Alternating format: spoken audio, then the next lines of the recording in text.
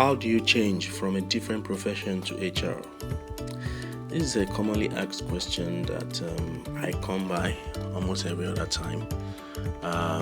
In my own little way, I've always tried to provide response to this question. However, because of the frequency of receiving this question in my inbox, I felt the need for me to put something together that I can always get to refer people to. So I will treat how you can go about changing from whatever profession you find yourself into HR. So to give direction to our, should I say, chat, I came up with the PBDT. But first and foremost, if anybody comes to you and tells you that this is the sure way of switching from one career path into the other, that would be a big lie. But again, what I'm presenting to you today, for me, is something that I think has been tested, and in one way or the other has helped those who have tried it. So P meaning plan, B for build, D to deploy, and T to track. So in a nutshell, what I'm saying in essence is that when you need to move from a career to the other, you need to be innovative about it. You need to put on your thinking cap. And then beyond thinking, you need to engage in something called reasoning, valid reasoning to see what will work for you. So let's get cracking. Okay, the first approach is the first thing you need to do is to plan. For this process, you need to assume that serious-minded salesman, you know what they do? They first and foremost plan as far as their go-to-market is concerned, how to look for their client is concerned. They need to plan. Now, within the context of what we are discussing here, first and foremost, you need to get familiar with the areas of practice in human resources. You need to know what areas of practice does exist in human resources. Amongst them, you have learning and development, which is all about training, if I can put it mildly, getting people the right skills required to do the job within the organization. Ensuring that there is no deficit in terms of skill sets within the organization, and ensuring that part-time people get to you get to analyze skills deficits and many other things you can do under learning and development, curriculum design. The latest of it now is virtual learning, e-learning, and a lot of other things. There is recruitment. That's the most common to most people, even those within and outside of HR. Recruitment is all about sourcing for the right talent for specific positions. In recruitment, a lot of activities take place. There is the bit of shortlisting. There's a bit of crafting job openings and all of those. There's a bit of testing, be it psychometric aptitude or whatever it is. The list is endless in terms of recruitment. There is a bit of interviewing. Then another part of area in human resource is compensation and benefit, which most people refer to as comps and benefit. Now, this is all about wages and rewards. What gets paid to people, how do we carry out the computation, salary, survey, name them. Anything about money going to people, that's compensation and benefit. And benefit can also be in kind, not really monetary. Another area in HR will be performance management, just like the name connotes. There is a whole lot in performance management, but most people think of just appraisal. So you need to do a comprehensive research into the different areas of practice in human resource. Now, when you're done with this, the next thing you want to do is to identify your area of interest. It's very, very important because there are some people who have thrived being a generalist, and there are some people who have started their career as a specialist. That is a discussion for another day. But if time permits, I will just touch on that extensively. So you need to identify your area of interest, and your area of interest definitely will need to align with your strengths. If you are not a numbers person and you think compensation and compensation, the bit of payroll is a place you want to look into because there seems to be probably few people interested in an area for different reasons, and you're not good with numbers, then you're going to frustrate yourself. You need to identify the viability of the area of interest and compare with the potential future opportunity, demand or supply. So yes, you're interested in recruitment. Now, what's the future of recruitment within HR?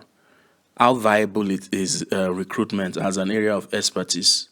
What does the future hold as far as recruitment is concerned?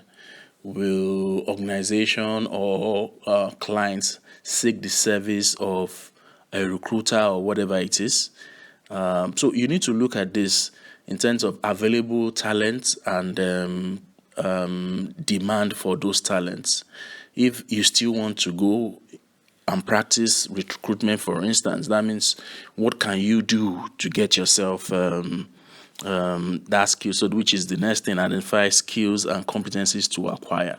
So if it's recruitment, what are those things that you need to learn as far as recruitment is concerned? What are those things you need to know as far as learning and development is concerned? If you want to focus on curriculum, just curriculum design and content creation, what are those things you need to learn? You need to identify them and start building competencies in them. So while you're doing all of these things, which I will advise that you have in white and black in a sheet of paper, there is also need for timeline, because timeline is very, very important. You need to have a time provision set aside for yourself to say, okay, between now and the next 2 years, this is what I want to do. This is what I want to do. Now, when you're doing this, I'm not saying you should stop your current job. No, because the truth is you need money to survive. You need to pay your bills. Because if you go and drop that one and you just pick on HR and you're trying to learn and you are building yourself, hunger. So continue what you're doing, then dedicate your time to all of this, as I've mentioned. So once you dedicate yourself to all of this, then you know that you have an action plan. The next thing you want to do is to go on to build. Okay, let's say you have a comprehensive plan now. You know your direction. So the next thing to do is start building. In building, you want to educate and train yourself. You know all those competencies and skills, areas of competence you need to build because of the areas of interest. This is the time you need to start educating yourself. You need to get certifications. You need to attend courses. You need to join HR-related groups. These are things or activities you need to engage yourself in so as to educate and train yourself. When you talk of certification, there are a lot of HR certification institutions out there, be it internationally and locally. It will be nice for you to have both international and local exposure. There are a lot of courses, a lot of body of knowledge who have released some insight as to some areas of HR. Be hungry, go after these things, chew them, digest them, equip yourself. When you talk about that gym fanatic who goes to the gym to always pump some irons, this should be your own iron. Just pump it. Read up, buy books as far as HR is concerned. Join groups and communities. If you are not a member on LinkedIn, then in fact, in any career you find yourself, you should have a page on LinkedIn. Once you have your page on LinkedIn, beyond the groups that you've joined, probably speaks to your current profession, you want to look for groups in HR that you can join. Join these groups, join these communities. You can also, in the process, set up your own blog. The truth is, to set up a blog nowadays is free. If you want to spend money hosting a blog site of yours, less than $10, you have it functioning. Some of this research that you carry out, you can also give your own perception to those research findings and also share. So create dummy HR situations and solve them based on your knowledge. You can share all these things. Then one other thing that's important is that you need to build relevant relationship and interact. So you join these groups, you look for those individuals that you feel can be helpful as far as building your career, building your knowledge base as far as HR is concerned. Where you find them interacting, also try to chip in one or two things, but please make sense. Don't go sound like someone who is after something. You need to be methodical about it. You need to participate in interactions. When you write, ensure that whatever you're writing do stimulate thoughts. People want to look at it the second time and want to ask questions. Now, when you at the point where you're doing this, acquiring the knowledge, joining association groups, networking. Now, you need to be very careful with networking. Networking is not about just jumping everywhere. They find you there, you are in that place. No, you have to be strategic about it. What is it that you want? Where can you find it? That is when you start your networking. Some people network without even leaving the corners of their house. So it depends on how you see networking. You need to test and continue to test. What does that mean? It simply means that those knowledge you've acquired or you're acquiring, how do you put them to test? You can start from your organization.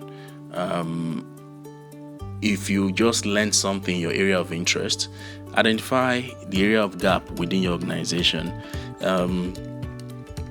Look at the person who is in charge of HR within your organization, and see how best to interact with those individuals, and let them know, okay, this is what I have done. Please just go through it, and if it's okay by you, please feel free to put it to use. Do those kind of things. Interact with the folks in HR in your organization, learn from them, and things like that. You'll be surprised, and you'll be surprised that when there is an opening in HR or a task or a project need in HR, there's a likelihood of them trying to reach out to you to want to be a part of the project. But again, don't come across as a desperate fellow. You can provide free HR support to an SME. The truth is, everybody loves free things. And because you know what you're looking for, there is no pain.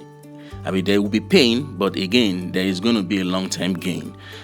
For that small SME just on your street where you stay, provide HR support to them.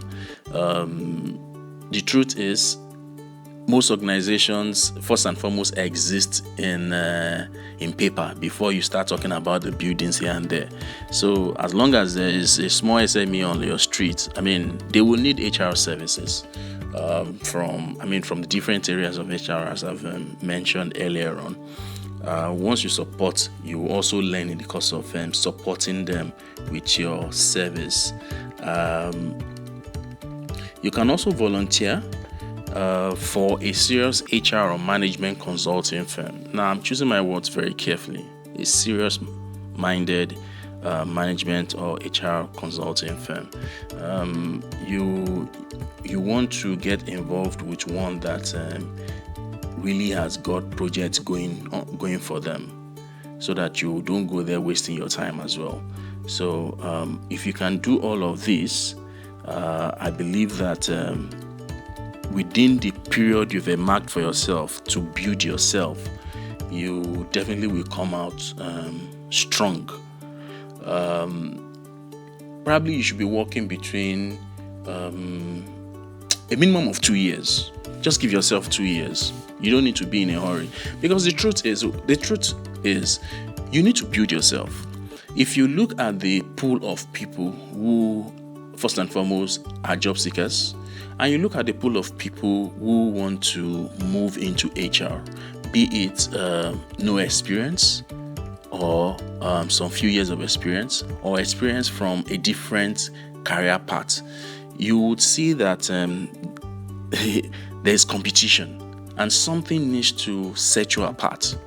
What will set you apart will be your ability to tell the decision maker, the one who needs that talent, that, oh, these are the things I can do. I mean, when you speak the HR language, when you show that, oh, indeed, I have not been idling all these years, I've really been building myself in the field of HR, then they want to interact with you.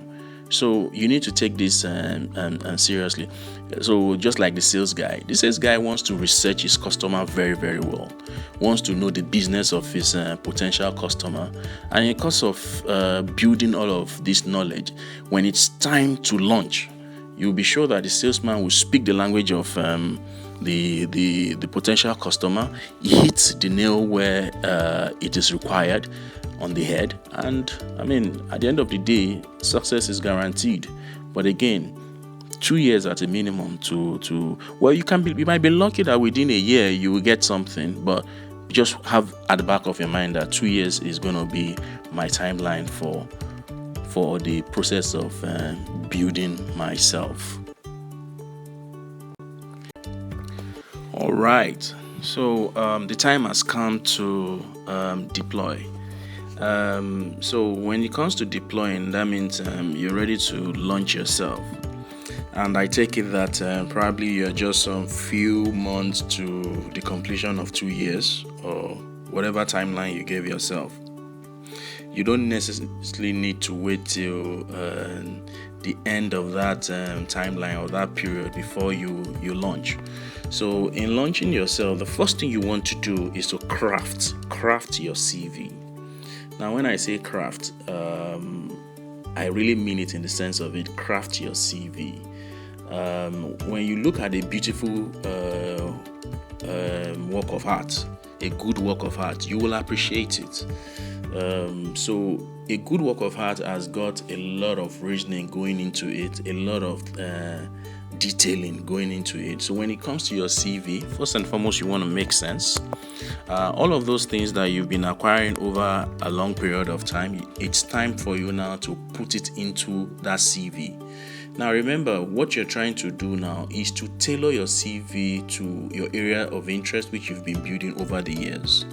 So it's not a time for you to go online and go and pick any jumbo mumbo CV and copy and paste, and you think, oh, I have a CV that speaks to my intent. So you need to craft your CV. In terms of how to write a good CV, I think I'll come up with a course on that as well. There is a course on that as well that would help you with that. Once you're done with your CV, you need to tailor your application. And now, when you say tailor your application, first and foremost, there is a possibility, or there are possibilities where you see job openings and you want to apply to those job openings. You need to have it at the back of your mind that you're not the only one applying. As long as that job is being advertised, as long as that job was sent to you by someone, know that there will be competition. So you need to do a good job of your application. Then you need to create a job hunt pipeline. Pipeline is something that is so common in sales. So when we talk about pipeline, what we want to do is to say, okay, if in this quarter I need to bring 50 million naira, and the average sum being spent by a potential customer is going to be 1 million naira, that gives me an idea of the total number of people that would be my potential customer to deliver. Now, because I know that it would be so wrong of me to populate my pipeline with that actual number of people that can spend an average of 1 million to give me my target, I need to populate my pipeline with a lot of potential customers that I will go after. And as I go after them, some start dropping along the way while I keep populating my pipeline. So first thing you want to do is to create a job on pipeline. Now, what industries are you interested in? Identify those industries. As a matter of fact, you can come up with a 2x2 matrix, not more than 4 industries. And as far as these industries are concerned, which companies are you interested in those industries? Now, there's something I will also touch on in another course in terms of how to position yourself for some of these organizations across these industries. But for the purpose of this course, know those organizations within the 2x2 matrix, and also define your channel of distribution for each of these industries, each of these organizations.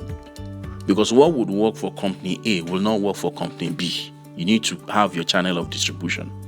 Once you have your channel of distribution, it might be sounding so, but trust me, you need to be very methodical about this. Have your channel of distribution. Then once you are done with this, then you commence prospecting. Then you start pushing out your application. Personally, I have done this before, and as a matter of fact, it got me my second job. So it will happen. Again, craft your CV, tailor your application, create a job on pipeline, define channels of distribution, and commence prospecting. Once you can do all of these, then you know that you're on the right path to deploying yourself. So this is a time when we, in sales, we ask, how is prospecting going? How is it coming? So for every salesperson, you want to track. Remember, when we started this course, we said it is important for you to wear the cap of a salesperson. At this level, you want to track your action, your strategy of deploying yourself, of launching yourself. So the first thing on the track is to monitor the channel performance. So you've been able to come up with different strategy for pushing out your application. Now you want to know, okay, which strategy is working, which channel is working for me. You monitor applications with the highest engagement. In doing this, you can easily get to identify which one is working and which one is not working, so that you can take that decision. There's no emotions attached. If this strategy is not working, then probably that is working. If all the strategies are not working, then I have to go back to the drawing board. Perhaps I'm doing something wrong. And in this game, you need to innovate. You can go online and see creative means at which people have been able to get the attention they want. What innovation can you bring in there? What kind of radical innovation can you deploy there to make this happen for you? So once you monitor your channel performance, you see which application or style of application gives you the highest engagement. Review your strategy and tactics. Once you review your strategy and tactics, then you know which to retain and which new addition to make. So you need to start tracking. Track. And as a matter of fact, if you're good with Excel can help you build a table for this purpose. Let me quickly introduce you to femiojomo.com website. It's a resource-based website where you can find courses on HR, business, management, career, jobs, and etc. On this website, you find courses just like what you have here, for example, how to carry out strategic workforce planning, a DIY suit, and how to implement balance scorecard, and many other courses. You also have access to templates, editable templates and framework for any course that is being taught on the platform. Feel free to explore. All right, we have come to the end of our course, and just a recap. Like I shared with us, PBDT, the first thing you need to do is to plan. With planning, you have an action plan for a period of time that you want to activate. Now, once you have a plan to work with, then you go into developing yourself, which is more about building yourself and ensure that you are HR ready. Then once you think and you know that you are HR ready, then you go into launching yourself. How do you get your applications across and many other things that you can do. Then while you're doing that, you also track your activities. So on that note, I wish you the very best in your ability, in your desire to change career. You can leave me a comment if you need further advice or insight. I'll be willing to support any way I can. Thank you very much, and all the best. All right, we